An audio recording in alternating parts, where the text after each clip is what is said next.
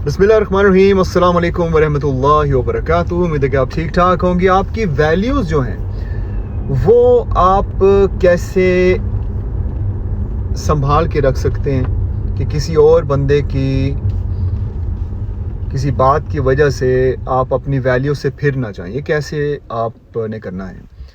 एक एग्ज़ाम्पल मैं कुछ दिन पहले देख रहा था एक वीडियो में, वहाँ पर जो स्पीकर थे वो कहते हैं कि अगर मैं आपके घर आता हूँ और आप की वैल्यूज़ जो हैं वो आपकी वैल्यूज़ ने आपको ये सिखाया हुआ है कि जब कोई घर आता है तो क्योंकि आपको खाने बनाने का शौक़ है, इसलिए आप 4-5 डिशें जो है ना बनाएंगे खाने की, ठीक है। जब मैं आपके घर आता हूँ तो आप सही तरह से मुझे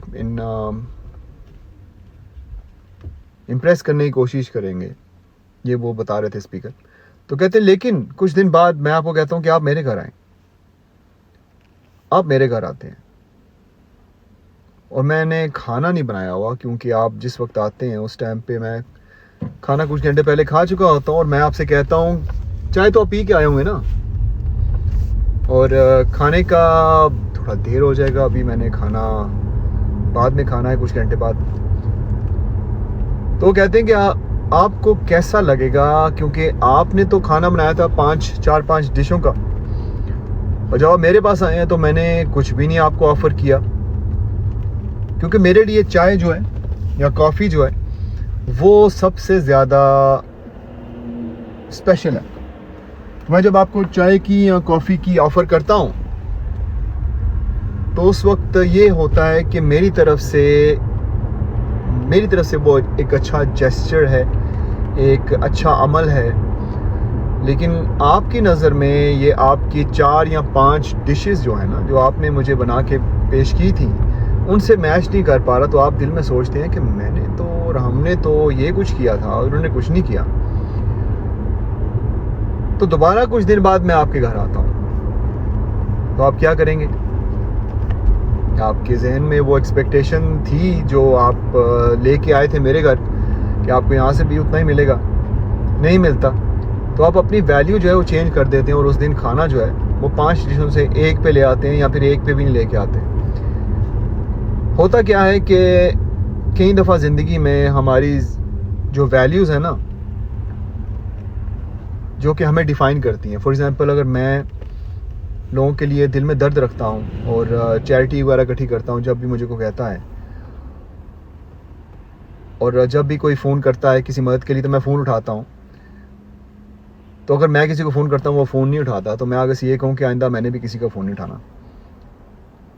अगर आप किसी बंदे के लिए काम करते हैं, कोई बड़ा अच्छा काम करते हैं, दिल से काम करते हैं, उसकी मदद करते हैं, उसकी ज़िंदगी बदल देते हैं, लेकिन जब आपका वो वक्त आता है, जब आपको किसी की ज़रूरत होती है, वो नहीं देता बंदा, वो वापस नहीं देता जिसकी मदद आपने की होती है, तो आप कहते हैं मैंने भी आइंदा किसी की नहीं करनी। लोग झूठ बोलते हैं, आप सच बोलते हैं। आप कहते हैं जी सब झूठ बोलते हैं, मैं भी झूठ बोलूँगा। तो आपने अपनी वैल्यूज़ जो है ना उनको चेंज नहीं करना सोसाइटी को देख के, सराउंडिंग्स को देख के, क्योंकि आप सिर्फ अपनी वैल्यूज़ से ही पहचाने जाते हैं। और आपकी वैल्यूज़ जब आप चेंज करते हैं तो आप असल में अपनी ज़िंदगी का वो वाइटल हिस्सा जो कि आपकी पर्सनैलिटी को बनाता है वो चेंज कर देते हैं, और आप उसको निकाल देते हैं। आपने अपनी ज़िंदगी की दौड़ में बिल्कुल वैसे ही दौड़ते जाना है, जिस एनर्जी के साथ, जिस पॉजिटिविटी के साथ, जिन वैल्यूज़ के साथ, जिन आदतों के साथ आप बड़े हुए हैं, जो अच्छी आदतें हों, बुरी नहीं। सिर्फ इसलिए कि कोई और बंदा वो नहीं कर पाया आपकी एक्सपेक्टेशंस के मुताबिक, तो आपने अपनी पूरी की पूरी पर्सनैलिटी के वो चंद अनासिर जो है ना उनको चेंज नहीं करना और उनकी तरह नहीं हो जाना, क्योंकि फिर तो सारे एक जैसे हो गए ना। ऐसे आप खुद सोचें, एक बंदा जो है वो किसी की वजह से अपनी ज़िंदगी का एक ऐसा हिस्सा, अपनी पर्सनैलिटी का ऐसा हिस्सा चेंज कर देता है, तो वो तो चेंज हो गया। आप भी उस तरह के हो गए, आप दोनों को देख के कोई और भी चेंज हो जाएगा।